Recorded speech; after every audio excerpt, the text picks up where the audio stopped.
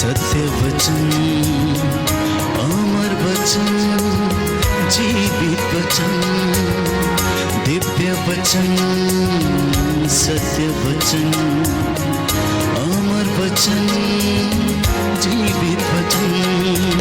साई दा बामा बनी दा बामा बगरे रे सा रे सा रे सा रे सा। दिव्य वचन, सत्य वचन, अमर वचन, जीवित वचन, दिव्य वचन, दिव्य वचन।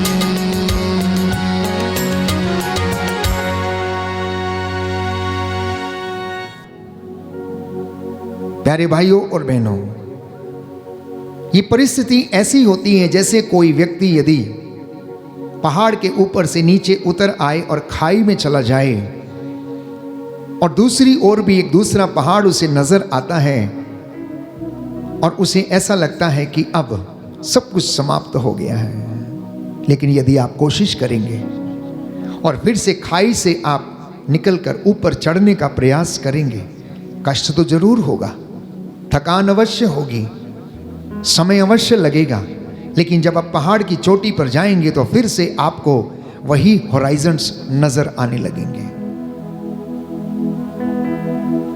प्रभु की कलीसिया तीर्थयात्री कलीसिया है। You and me are the people of hope. Christians are the people of hope. हम आशा के तीर्थयात्री हैं। आप नित्य प्रतिदिन अब आराधना को अपने घरों में YouTube चैनल के माध्यम से सुनते हैं।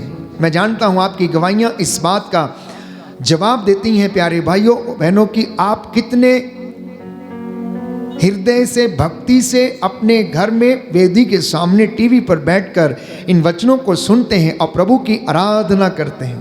आत्मा आपकी अगुवाई करता है और आप उस परम आत्मा से जुड़ जाते हैं और संध्या समय आपका घर परमेश्वर का मंदिर प्यारे भाइयों और बहनों बन जाता है और आपके घर में स्वर्गीय सेना आप लोगों के साथ मिलकर प्रभु की स्तुति करती है।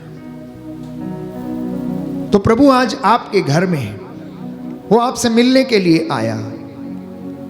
रोज वो आपके घरों में आता। मैंने कहा जब जब आप वचन को पढ़ते, संस्कारों का आप अनुष्ठान करते समय उसमें भाग लेते हैं और प्रार्थना को दोहराते हैं, वचन को दोहराते हैं, वो आपसे बातें करता है, लेकिन हम उसे कभी कभी पहचानने में असमर्थ रहते हैं क्योंकि हमारी विश्वास रूपी आंखों पर पर्दा पड़ा हुआ है।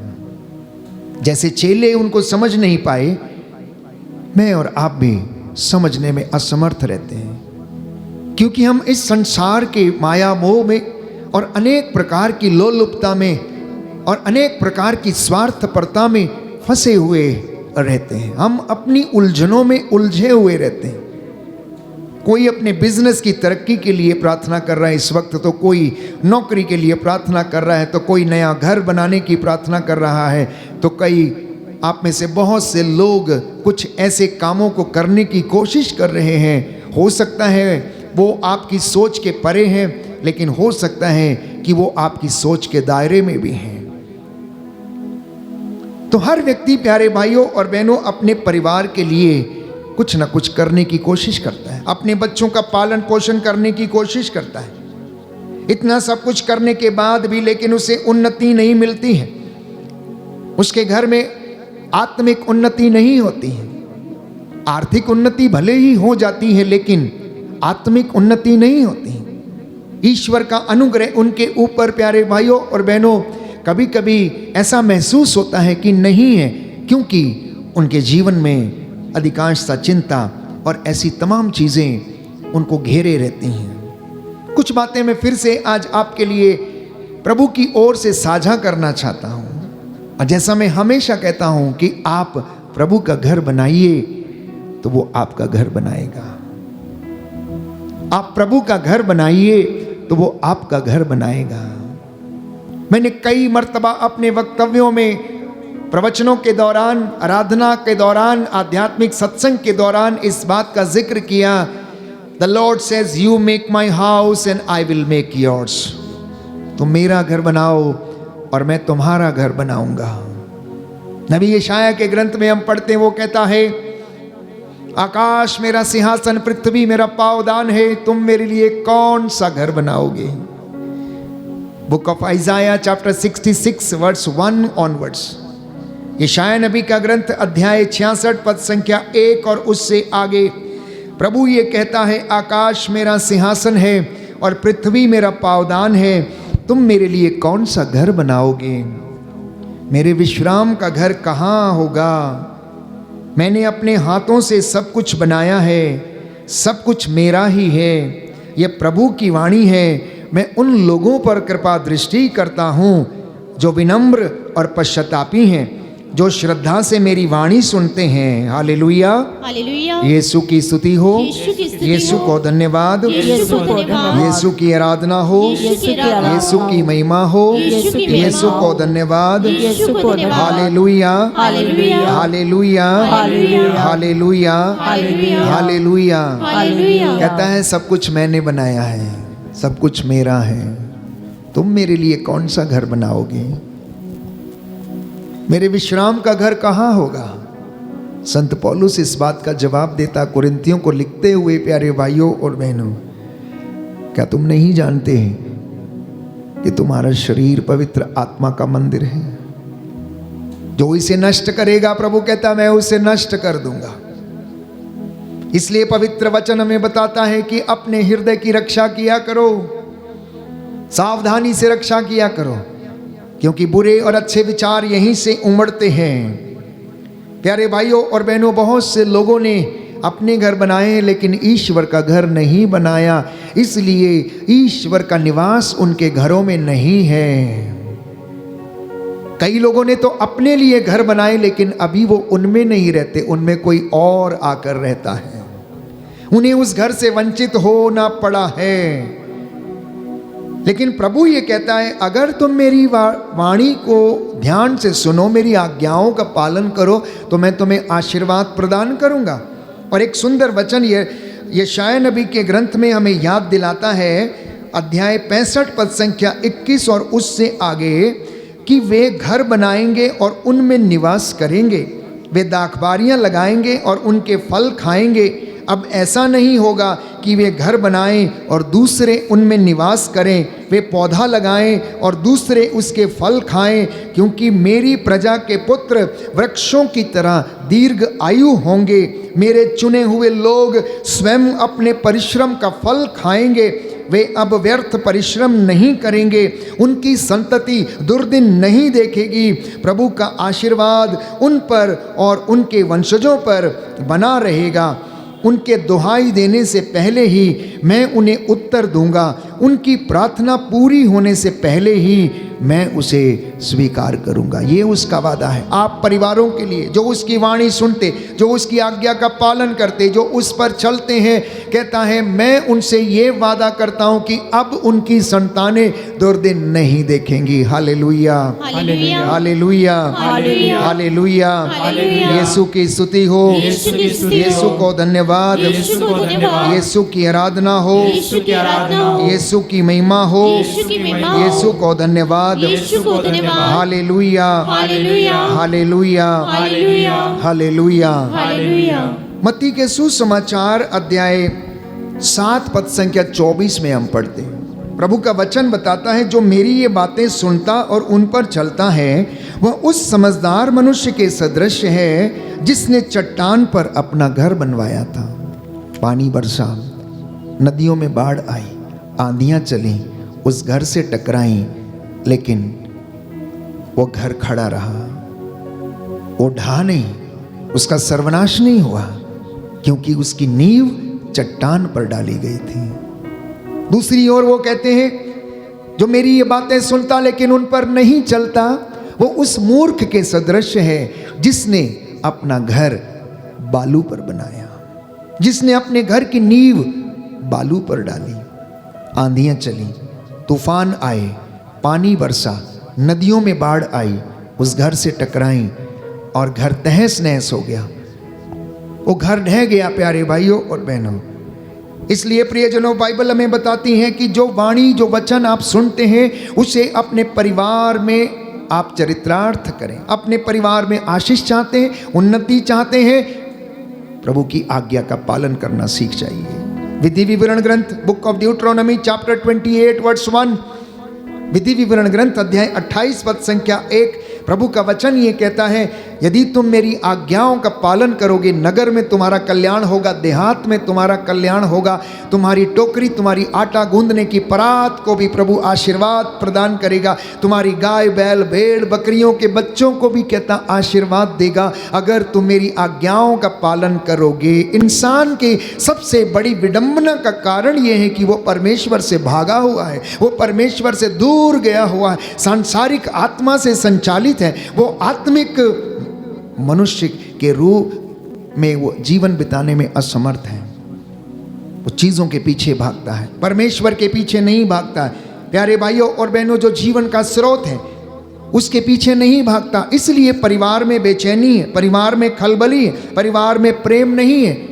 ना जाने इंसान क्या स्थापित करना चाहता है। हमने भजन संहिता में पढ़ा 104 में, जहाँ पर प्यारे भाइयों और बहनों स्तोत्रकार ये कहता है कि तू प्राण फूंक देता है तो वो पुनर्जीवित हो जाते हैं, तू उनके प्राण ले लेता है तो वो मरकर मिट्टी में मिल जाते हैं। मनुष्य का जीवन घास के फूल की तरह है। मेरा और आपका जीवन घास के फूल की तरह है, जो सुबह को खिलता है, दोपहर को सूरज का ताप लगने से वो मुरझा जाता है।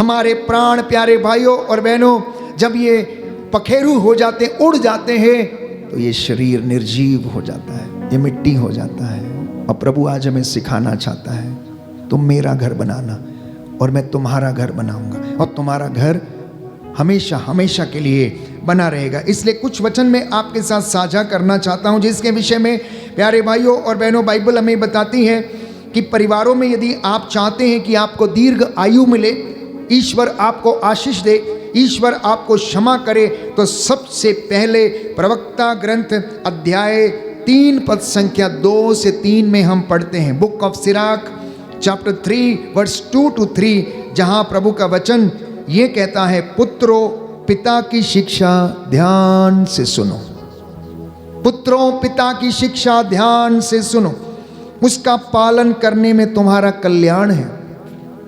प्रभु का आदेश है कि संतान अपने पिता का आदर करे, उसने माता को अपने बच्चों पर अधिकार दिया है। आप में से कितने परिवार ऐसे हैं जो इस वचन का पालन करते हैं? आप में से कितने परिवार ऐसे हैं जो ईश्वर के इस आज्ञा का पालन करते हैं कि पिता की शिक्षा पर ध्यान दें, माता के अधीन रहें, क्योंकि माता को ईश्वर ने अपने बच्चों पर अधिकार दिया है। उसी अध्याय में प्रवक्ता ग्रंथ 3 अध्याय 3 पद संख्या 4 से 5 में लिखा है, जो अपने पिता पर श्रद्धा रखता है वो अपने पापों का प्रायश्चित करता है, और जो अपनी माता का आदर करता है वह मानो धन संचय करता है। वो मानो धन संचय करता है। आपके पास पैसा है लेकिन आप फिर भी गरीब हैं बाइबल के अनुसार। क्यों? क्योंकि यदि आपने अपने माता पिता का आदर नहीं किया तो आपने असली धन संचित नहीं किया।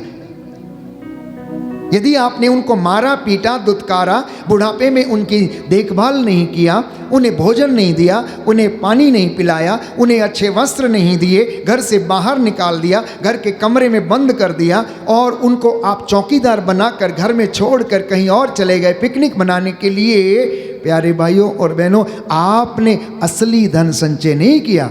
आपने नकली धन जो नश्वर है, मिट्टी है, वो धन संचय किया। क्योंकि बाइबल कहती माता पिता का आशीर्वाद पुत्र के घर की नींव को सुदृढ़ करता है, लेकिन माता का श्राप बेटे के घर की नींव उखाड़ देता है। ये बाइबल हमें समझाती है। आप चाहते हैं कि परिवारों में आशीष आए, आप चाहते हैं कि माता पिता बच्चों को प्यार करें, आप चाहते हैं कि बच्चे माता पिता को प्यार करें, तो इस वचन को सुनना और ध्यान से इसका पालन करना, तो आपको लंबी आयु मिलेगी। बाइबल कहती है लंबी आयु मिलेगी। प्रवक्ता ग्रंथ अध्याय 3 पद संख्या 6 से 7, जो अपने पिता का सम्मान करता है उसे अपनी संतान से सुख मिलेगा। अब जितने लोगों को सुख नहीं मिल रहा है, जरा आप सोचें कि क्या आपने अपने माता पिता का आदर किया? क्या आपने अपने बुजुर्गों को सम्मान दिया? क्या आपने उनकी देखभाल की? क्या आपने उनकी बुजुर्गी में लाठी का सहारा बनने की कोशिश की? बाइबल कहती जो अपने पिता का सम्मान करता उसे अपनी ही संतान से सुख मिलेगा, और जब वह प्रार्थना करता है तो ईश्वर उसकी सुन लेगा। जो अपने पिता का आदर करता है वो दीर्घ आयु होगा। जो अपनी माता को सुख देता है वो प्रभु का आज्ञाकारी है। नौजवान बेटे और बेटियों, ध्यान से सुनो मेरी बात। पवित्र बाइबल कह रही है, पवित्र वचन हमें समझा रहा, प्रभु यीशु आपसे बातें कर रहा है कि जो अपने माता पिता को सुख देता, सम्मान करता है, उनकी आयु दीर्घ आयु होगी और वे प्रभु के आज्ञाकारी होंगे, प्रभु के आज्ञाकारी कहलाएंगे। क्योंकि बाइबल कहती है उसी अध्याय में, प्रवक्ता ग्रंथ अध्याय 3 पद संख्या 13 से 14 में हम पढ़ते हैं, पिता का सम्मान मनुष्य का गौरव है, माता का अपयश पुत्र को शोभा नहीं देता है। सावधान रहें वो पुत्र जो अपनी माताओं को का अपयश करते हैं, उन्हें शोभा नहीं देता। आपको ये बात शोभा नहीं देते। पुत्र अपने बूढ़े पिता की सेवा करना, जब तक वह जीता रहता है उसे उदास मत करना। जो अपने पिता का त्याग करता वह ईश निंदक के बराबर है। जो अपने पिता का त्याग करता है, मारता पीटता है, वो ईश निंदक के बराबर है। और जो अपनी माता को दुख देता है वो ईश्वर के द्वारा अभिशप्त है। कई परिवारों में दुख का कारण रिश्तों में खटास है, रिश्तों में प्रेम की कमी है, रिश्तों में पवित्रता की कमी है, रिश्तों में सम्मान की कमी है, रिश्तों में ईमानदारी की कमी है, रिश्तों में एक दूसरे का आदर नहीं है। इसलिए वो परिवार, प्यारे भाइयों और बहनों, दुख में है, कष्ट में है, चिंता में है, बच्चे भटके हुए हैं, आपसी लड़ाई झगड़े रोजमर्रा की जिंदगी में होते रहते हैं। मत्ती के सुसमाचार अध्याय 5 पद संख्या 27 से 28 में प्रभु यीशु हमें समझाता है, तुम लोगों ने सुना है कि कहा गया है व्यभिचार मत करो, परंतु मैं तुमसे कहता हूं जो बुरी इच्छा से किसी स्त्री पर दृष्टि डालता है वो अपने मन में उसके साथ व्यभिचार कर चुका। इसलिए अपने परिवारों को इस पाप से और आज्ञा के उल्लंघन से बचा कर रखिएगा। क्योंकि बाइबल कहती है, यीशु ने कहा, यह भी कहा गया कि जो अपनी पत्नी का परित्याग करता है वो उसे त्याग पत्र दे दे, परंतु मैं तुमसे कहता हूं व्यभिचार को छोड़कर अन्य किसी कारण से जो अपनी पत्नी को परित्याग करता है वह उससे व्यभिचार करता है, और जो परित्यक्ता से ब्याह करता है वह व्यभिचार करता है, व्यभिचार करता है। परिवारों के टूटने का कारण अन्यत्र संबंध, बहुविवाह, व्यभिचार, आंखों की वासना, शरीर की वासना। इस कारण से प्यारे भाइयों और बहनों परिवार टूटे हुए हैं। इतना ही नहीं, परिवार की जड़ें जो पवित्र नहीं है, चूंकि वो अपवित्रता के कारण कमजोर पड़ चुकी हैं, इसलिए रिश्तों में भी प्यारे भाइयों और बहनों वो कमजोरी है। रिश्तों में भी वो कमजोरी है। इसलिए संत पौलुस कहता है कि अगर गुंधे हुए आटे का पहला पेड़ा पवित्र है तो आखिरी पेड़ा भी पवित्र होगा, पूरा गुंधा हुआ आटा भी पवित्र होगा। यदि जड़ें पवित्र है तो पेड़ भी पवित्र होगा, और पेड़ पवित्र है तो उसकी फल भी पवित्र होंगे।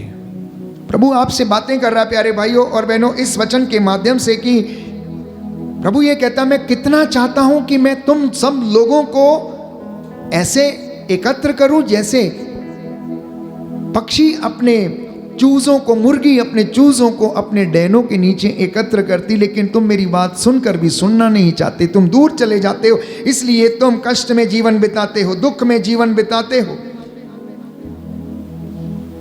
तो 2025 के इस वर्ष में माता कलीसिया विशेष रूप से आशा के तीर्थ यात्रियों के लिए ये संदेश सुनाती है, ये संदेश देती है प्यारे भाइयों और बहनों, जबकि हम इस जुबली वर्ष में हैं कि आपके और मेरे परिवारों का उत्थान हो, परमेश्वर की कलीसिया के उत्थान हो, परमेश्वर की कलीसिया में आत्मिक उन्नति हो जाए, परमेश्वर की कलीसिया में उसके चुने हुए लोगों के परिवार में, प्रेस्बिटेरियम में प्यारे भाइयों और बहनों आशीष आ जाए, वे लोग अनुग्रह का कारण बन जाएं, आशीषों आशीर्वाद के कारण बन जाएं। इसलिए माता पिता का सहयोगात्मक पालन पोषण, सद्भाव और स्थिरता को ये वचन बढ़ावा देता है, वचन बढ़ावा देता है। मत्ती का सुसमाचार अध्याय 18 पद संख्या 19 और उससे आगे सुंदर वचन है जो माता पिता के प्रेम और उनके सहयोग को बढ़ावा देता है।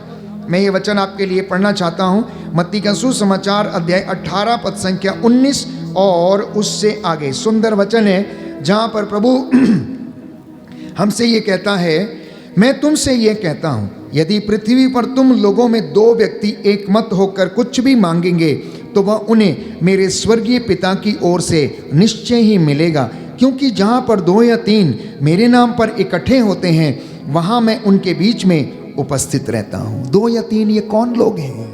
ये कौन लोग हैं? मम्मी पापा आप 2 और आपके 2 नन्हे मुन्ने। जब आप अपने परिवार में एकत्र होते हैं, जब आप प्रभु से मांगते हैं, जब आप प्रभु से प्रार्थना करते हैं, हाथों को जब उठाकर मध्यस्थता करते हैं, जब एक दूसरे के लिए प्रार्थना करते हैं, जब आप अपने बच्चों को आशीर्वाद देते हैं, जब आप अपने बच्चों को घर से बाहर जाते समय उनके ऊपर पवित्र जल छिड़कते, क्रूस के चिन्ह से अंकित करते, उन्हें पवित्र तेल से विलेपित करते हैं, प्यारे भाइयों और बहनों, पवित्र आत्मा उस जगह पर अधिकार लेता है। ना जाने कितने माता पिता ने इन वचनों को नहीं समझा, इन वचनों के महत्व को नहीं समझा, प्रार्थना के महत्व को नहीं समझा, इसलिए वो घर से प्यारे भाइयों और बहनों यूं ही चले जाते हैं, इसलिए दुर्घटना के शिकार हो जाते हैं, शैतान के फंदों में पड़ जाते हैं, वचन की अज्ञानता के कारण। ये सब हमारी जिंदगी में होता है। एक एक वचन को सुनना और पढ़ना और समझना अनिवार्य है।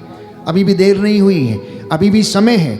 नवविवाहित माता पिता जो परिवार बनाने के लिए प्लानिंग करते हैं, या आप लोग जिनके बच्चे छोटे हैं या बड़े हैं, अभी भी समय है, आप उन्हें प्रभु को समर्पित करें। अय्यूब के जैसे जो अपने बच्चों के लिए चिंतित रहता था, क्योंकि रात में वो भोजों में जाते थे।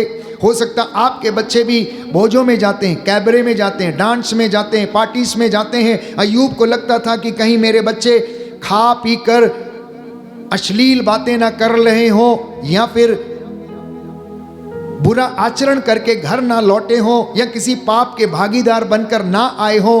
बेचारा सुबह उठकर उनके लिए बलिदान चढ़ाता था, प्रार्थना करता था, मध्यस्थता करता था और उनके लिए शुद्धिकरण की प्रार्थना किया करता था, प्रार्थना किया करता था।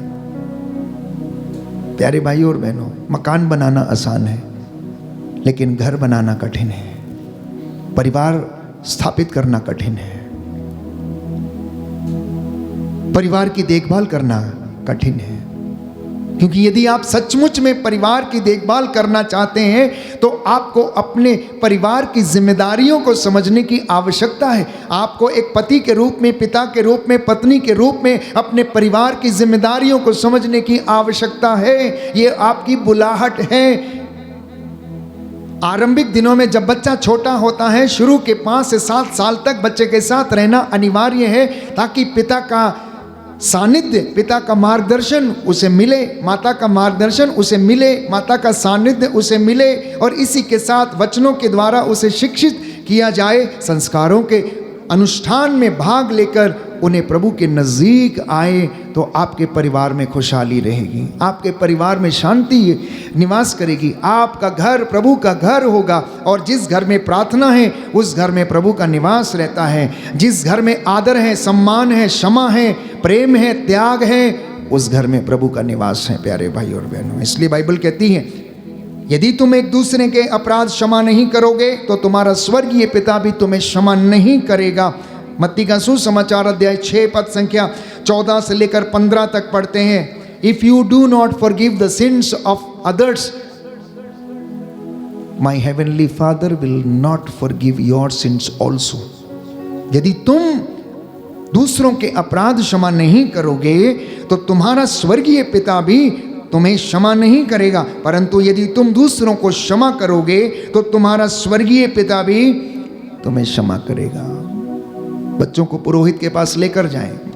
मिस्सा बलिदान के बाद, प्रार्थना के बाद उनका आशीर्वाद आप लें, क्योंकि बाइबल कहती है जब यीशु मसीह इस धरती के ऊपर थे तो माता पिता बच्चों को यीशु के पास लेकर आते थे और यीशु कहते थे कि बच्चों को मेरे पास आने दो। मार्कुस का सुसमाचार अध्याय 10 पद संख्या 14, बच्चों को मेरे पास आने दो, उन्हें मेरे पास आने से मत रोको, क्योंकि स्वर्ग का राज्य इन छोटे नन्हे बच्चों का है। इसलिए उन्होंने कहा जब तक तुम इन छोटे नन्हे बच्चों के जैसे नहीं बन जाते, तुम में से कोई भी ईश्वर के राज्य में प्रवेश नहीं करेगा। और जो छोटी छोटी बातों में ईमानदार रहता है वो बड़ी बातों में भी ईमानदार है।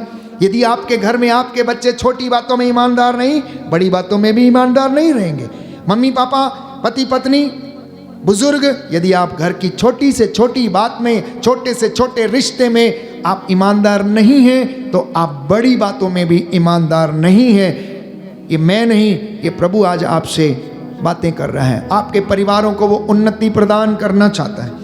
प्रभु आपसे प्यारे भाइयों और बहनों बातें कर रहा, आपको अनुग्रह देना चाहता है। इसलिए आज के इस पवित्र दिन में जब हम ईश्वर के वचन के द्वारा परिवारों को संबोधित कर रहा हूँ मैं यीशु के नाम पर, तो प्रभु चाहता है कि माता पिता आपसी क्षमा, ईश्वर के प्रेम का उदाहरण जो उन्हें दिया गया है उसे वो अपने बच्चों को भी दें। आपस में एक दूसरे के साथ समझौता करें, एक दूसरे को माफ करें, एक दूसरे को सॉरी बोलें, एक दूसरे के लिए प्रार्थना करें, एक दूसरे को आशीर्वाद दें और मुख्य अवसरों पर अपने वैवाहिक करार को आप दोहराते रहें। मैं समझता हूं कि आप समझ रहे हैं मैं क्या कहना चाहता हूं। मुख्य अवसरों पर कम से कम साल में एक बार जब आपके वैवाहिक जीवन की वर्षगांठ आती है तो उस वक्त आप अपने विवाह की प्रतिज्ञाओं को दोहराया कीजिए। अपने विवाह के दौरान किए गए करार को दोहराया कीजिए। क्या करार किया था? नाम लेकर बोलना। आप जो मुझे सुन रहे हैं, यदि आप अपनी पत्नी के पास बैठे हुए हैं तो इस वक्त आप उनसे बोलो, अपने पति से बोलो कि मैं दुख में, सुख में, हर तंगी मुसीबत में, हर हालत में आपका संगी साथी बना रहूँगा, संगी साथी बनी रहूँगी, आपसे प्रेम करूँगी, आपका आदर करूँगी, आपका आदर करूँगा, आपका सम्मान करूँगा, मैं आपका सम्मान करूँगी। आप शायद हंस रहे होंगे मुझे सुनकर, लेकिन अगर आप आज ऐसा कह सकते हैं तो परमेश्वर अभी और इसी वक्त आपको अनुग्रह और चंगाई प्रदान करेगा। कितने लोग हैं प्यारे भाइयों और बहनों जो ट्रांसपेरेंट नहीं है, पारदर्शी नहीं है, रिश्तों में पारदर्शिता नहीं है, इसलिए परिवारों में खलबली है, रिश्तों में बेचैनी है, रिश्तों में खलबली है, आदर सम्मान नहीं है, एक घर में रह नहीं सकते हैं और परिवार बिखरे हुए हैं। और इसका खामियाजा बच्चों को भुगतना पड़ता है। इसका नतीजा बच्चे प्यारे भाइयों और बहनों देखते हैं। जब आप लोग आपस में लड़ते हैं, जब आप आपस में जोर जोर से चिल्ला चिल्ला कर एक दूसरे के ऊपर बातें करते हैं तो ये सारी समस्याएं घर में आती हैं। नकारात्मकता की दुष्ट आत्मा वहां पर प्रवेश करती है। छोटा बच्चा मम्मी के पापा के मुंह को देखता रहता है। जब शैतान प्यारे भाइयों और बहनों आपके ऊपर क्रोध की दुष्ट आत्मा के कारण सवार हो जाता है तो वह पूरे घर को तहस नहस कर देता है। इसलिए सावधान रहना और प्रभु के इन वचनों को ध्यान पूर्वक सुनना कि प्रभु क्या कहता है। पारिवारिक प्रार्थना को महत्व देना, वचन को महत्व देना, प्रभु की आज्ञा का पालन करना। एक सुंदर वचन मैं आपके लिए पढ़ना चाहता हूँ इस वक्त प्रेरितों के कार्यकलाप से अध्याय 2 पद संख्या 42 से लेकर 47 तक। Acts of the Apostles chapter 2 verse 42 onwards. प्रेरितों का कार्यकलाप अध्याय 2 पद संख्या 42 और उससे आगे। सुंदर वचन है। प्रभु हमसे बातें करना चाहता है और हमें समझाना चाहता है कि पारिवारिक प्रार्थना और अन्य धार्मिक कार्य बच्चों के आध्यात्मिक जड़ों को गहरा करते हैं। पारिवारिक प्रार्थना और अन्य धार्मिक सेवा के काम जो हैं वो घर में क्या करते हैं? बच्चों की विश्वास रूपी नींव को सुदृढ़ करते हैं, आध्यात्मिक जड़ों को मजबूत करते हैं। इस वचन को हम पढ़ना चाहेंगे। अध्याय 2 पद संख्या 42 और उससे आगे। नए विश्वासी दत्तचित्त होकर प्रेरितों की शिक्षा सुना करते थे, भातृत्व के निर्वाह में ईमानदार थे और प्रभु भोज तथा सामूहिक प्रार्थनाओं में नियमित रूप से शामिल हुआ करते थे। सबों पर विस्मय छाया रहता था, क्योंकि प्रेरित बहुत से चमत्कार एवं चिन्ह दिखाते थे। सब विश्वासी एक हृदय थे, उनके पास जो कुछ था उसमें सबों का साझा था। वे अपनी चल अचल संपत्ति बेचते और उसकी कीमत हर एक की जरूरत के अनुसार समों में बांटते थे। वे सब मिलकर प्रतिदिन मंदिर जाया करते थे और निजी घरों में प्रभु भोज में सम्मिलित होकर निष्कपट हृदय से आनंद पूर्वक एक साथ भोजन करते थे। वे ईश्वर की स्तुति किया करते थे और सारी जनता उन्हें बहुत मानती थी। प्रभु प्रतिदिन उनके समुदाय में ऐसे लोगों को मिला देता था जो मुक्ति प्राप्त करने वाले थे। बाइबल सुंदर तरीके से हमें समझाती है। विश्वासियों का समुदाय एक मन, एक हृदय और एक प्राण था। लेकिन आज यदि आप अपनी दृष्टि दौड़ाएं समाज के ऊपर, तो एक परिवार के 4 लोगों का मन, हृदय, आत्मा एक नहीं है। संपत्ति को लेकर झगड़ा, गाड़ी को लेकर झगड़ा, घर में 3 कमरे हैं, कमरों को लेकर झगड़ा। कौन इधर सोएगा? बेचारे बूढ़े माता पिता को बाहर बरांडे में सोना पड़ता है। बेटा आ जाओ, बहू आ जाओ, तुम ये कमरा ले लो, तुम ऐसा कमरा ले लो, मैं बाहर सो जाती हूँ, मैं बाहर सो जाता हूँ। एक प्राण नहीं, एक चित्त नहीं, एक मन नहीं, क्योंकि उस घर में विश्वास नहीं, प्रार्थना नहीं। एक साथ बैठकर 3-4 भाइयों का एक साथ बैठकर खाना दूभर है। और बाइबल कहती है पुराने जमाने में जब प्रेरित लोग ये काम कर रहे थे, विश्वासियों का समुदाय एक मन, एक प्राण, एक चित्त था, सब में सबों का साझा था। लेकिन आज अगर परिवारों पर दृष्टि डालें तो सबका अपना अपना अलग अलग चीज़ें हैं, अपने अपने कमरे में हैं। बहू अपना सामान बाहर नहीं निकालेगी, बेटा अपना सामान बाहर नहीं निकालेगा, मम्मी को कहीं दे ना दे, मम्मी किसी को उठा कर दे ना दे, पापा किसी को उठा के दे ना दे। इस तरीके के लड़ाई झगड़ों के कारण परिवार टूटे हुए, बिखरे हुए हैं। और इसीलिए समाज की हालत भी अच्छी नहीं है। और प्रभु चाहता है कि मेरा घर बनाओ, मुझे आकर उसमें रहने दो। जक्केउस ने उसे आमंत्रित किया और उस घर में प्यारे भाइयों और बहनों उद्धार आया, शांति आई, चंगाई आई और उस घर में उन्नति आई। इतना ही नहीं, बाइबल हमें बताती है कलोसियों के पत्र अध्याय 3 पद संख्या 12 में लिखा, माता पिता का संयम और दयालुता उनके बच्चों के चरित्र को सकारात्मक रूप देता है। पेशेंस ऑफ द पेरेंट्स, माता पिता का संयम, माता पिता की सहनशीलता, माता पिता का त्याग, माता पिता का सैक्रिफाइस भरा जीवन, माता पिता की प्रार्थना, माता पिता का आध्यात्मिक जीवन, माता पिता के प्यारे भाइयों और बहनों जितने भी सेवा के और धर्म के काम हैं वो बच्चों के चरित्र को एक सकारात्मक रूप देते हैं, सकारात्मक दिशा प्रदान करते हैं। इसलिए मैंने बार बार कहा, अपने बच्चों के लिए रोल मॉडल बन जाइए, अपने बच्चों के लिए आदर्श बन जाइए, तो आपका परिवार प्यारे भाइयों और बहनों ईश्वर में शांति प्राप्त करेगा, प्रेम प्राप्त करेगा। प्रभु आपसे बात कर रहा है।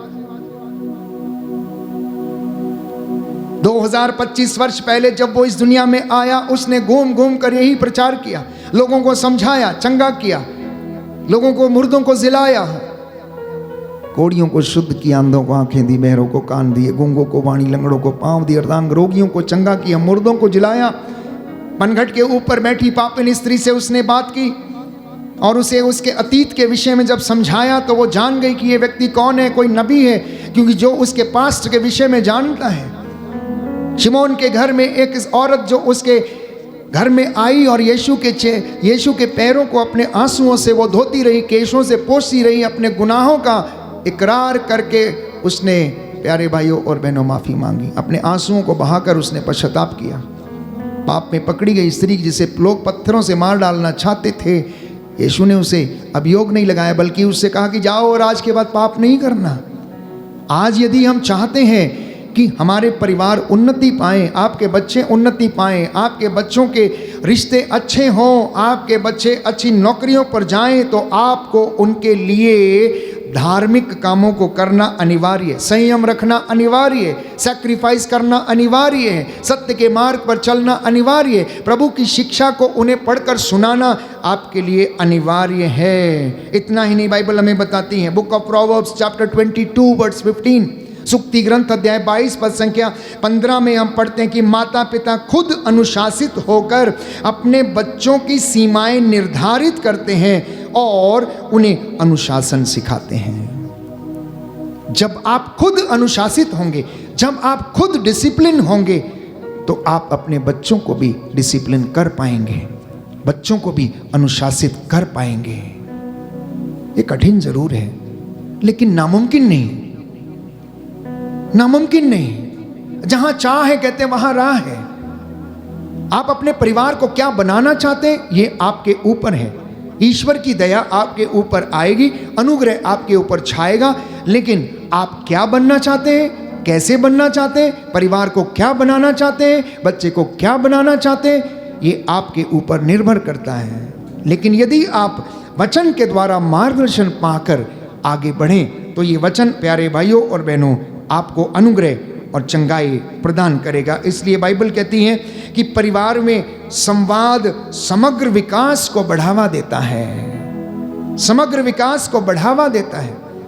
माता पिता जब अपने बच्चों से संवाद करते, वार्तालाप करते, उनसे बात करते हैं, मित्रों के जैसे उनके साथ बात करते हैं, उनसे पूछते हैं, उनकी ज़रूरतों की देखभाल करते हैं, उन्हें खिजाते नहीं बल्कि उनके लिए प्रबंध करते हैं, तो ये उनका समग्र विकास करता है, मतलब संपूर्ण विकास करता है। और आपके घर में प्यारे भाइयों और बहनों ईश्वर की उपस्थिति और ईश्वर का निवास आता है। इसलिए संत पौलुस कहता है, कुरिन्थियों का पहला पत्र अध्याय 11 पद संख्या 1 और उससे आगे, माता पिता का अच्छा उदाहरण बच्चों के विश्वास को प्रेरित करता है। माता पिता का अच्छा उदाहरण बच्चों के विश्वास को प्रेरित करता है। मैं समझता हूं कि ये वचन आज आपके पारिवारिक उन्नति के लिए प्रभु आज आपसे साझा करना चाहता है। हम उसकी आराधना कर रहे हैं, आराधना के दौरान वो हमसे बातें करता है और हमें अनुग्रह प्रदान करता है। उससे केवल मांगना नहीं, जब मिल जाता है तो उसे अपनी ज़िंदगी में चरितार्थ करना, जो आपको मिला है उसे आप लोगों के साथ भी बांटना। परमेश्वर आपको अनुग्रह प्रदान करेगा। प्रभु बड़ा दयालु है, वो दोष नहीं लगाता प्यारे भाई और बहनों, वो दोष नहीं लगाता है, वो दंड नहीं देता है, लेकिन क्रोध के आवेश में कहता मैं थोड़ी देर के लिए अपना हाथ तुमसे पीछे कर लेता हूं क्योंकि मैं ईर्ष्यालु प्रभु हूं। He is a jealous God. वो अपनी महिमा कहता किसी दूसरे को दे नहीं सकता, और इंसान जब उसे छोड़कर दूसरी चीजों को महिमा देने लगता है तो परमेश्वर प्यारे भाइयों और बहनों वहां से हट जाता है, जहां पर उसका सम्मान नहीं है। बाइबल कहती है सामुएल के पहले ग्रंथ अध्याय 2 पद संख्या 30 में, जो मेरा सम्मान करते हैं मैं उनका सम्मान करता हूं, और जो मुझे तुच्छ समझते हैं मैं भी उन्हें तुच्छ समझता हूं। इसलिए नौजवान बेटे और बेटियां, बच्चे, नवयुवक युवतियां, बुजुर्ग, बड़े छोटे, माता पिता प्रभु का सम्मान करें, अपने घर को बनाएं, अपने घर में उसे प्रथम स्थान दें। पहला स्थान प्रभु को आप दें, जैसा कि 10 हुक्मों में पहला हुक्म लिखा गया है, एक ईश्वर है उसकी आराधना करो, उसको छोड़कर दूसरे की आराधना मत करो, उसका नाम व्यर्थ मत लो, उसका दिन पवित्र रखो, माता पिता का आदर करो, चोरी मत करो, झूठी गवाही मत दो, व्यभिचार मत करो, पराये धन का लालच मत करो, पराई स्त्री की कामना ना करो। इन वचनों को रोज अपनी जिंदगी में जहन में लाकर याद करना और इनसे इन आज्ञाओं का पालन करने की कोशिश करना। परमेश्वर आप लोगों को आशीष प्रदान करे। प्यारे भाइयों और बहनों, मैं फिर से एक बार आपसे कहना चाहता हूं कि परमेश्वर आप लोगों को, पति पत्नियों को आशीर्वाद प्रदान करे, मम्मी पापा को आशीर्वाद प्रदान करे, बच्चों को आशीर्वाद प्रदान करे, जिससे कि आपका परिवार उन्नति पाए, आत्मिक उन्नति करने वाला बन सके। विवाहितों को प्रभु कहता है, मेरा नहीं बल्कि प्रभु का ये आदेश है कि पत्नी अपने पति से अलग ना हो, और यदि वह अलग हो जाए तो उसे या तो अविवाहित रहना चाहिए या अपने पति से मेल करना चाहिए। पति भी अपनी पत्नी का परित्याग नहीं करें। कुरिन्थियों का पहला पत्र अध्याय 7 पद संख्या 10 से 11। अगर आप में मनमुटाव है, समझौता करें, प्रार्थना करें, एक दूसरे के लिए प्रार्थना करें। प्रार्थना में बड़ा सामर्थ्य है। प्रार्थना बंधनों को तोड़ देती है। प्रार्थना प्यारे भाइयों और बहनों स्वर्ग के द्वार खोल देती है। ईश्वर के मार्ग पर जब हम आगे बढ़ने लगते हैं, कष्ट परेशानियां जरूर आएंगे, लेकिन अंत में प्यारे भाइयों और बहनों उसका अनुग्रह, उसकी महिमा हमें प्राप्त होगी, क्योंकि दुखों में महिमा छाई है। आइए हम प्रार्थना करें, प्रभु हमारे परिवारों को अपना अनुग्रह प्रदान करे और अपने स्वर्गीय भंडारों से हमें आशीर्वाद प्रदान करे, जैसा कि लिखा गया है विधि विवरण ग्रंथ अध्याय 28 पद संख्या 28 में। प्रभु आप लोगों को और आपके भंडारों को और आपके सब कामों को आशीर्वाद देता रहेगा। इसलिए तुम सारे हृदय से उस पर भरोसा रखो और अपनी बुद्धि पर निर्भर मत रहो।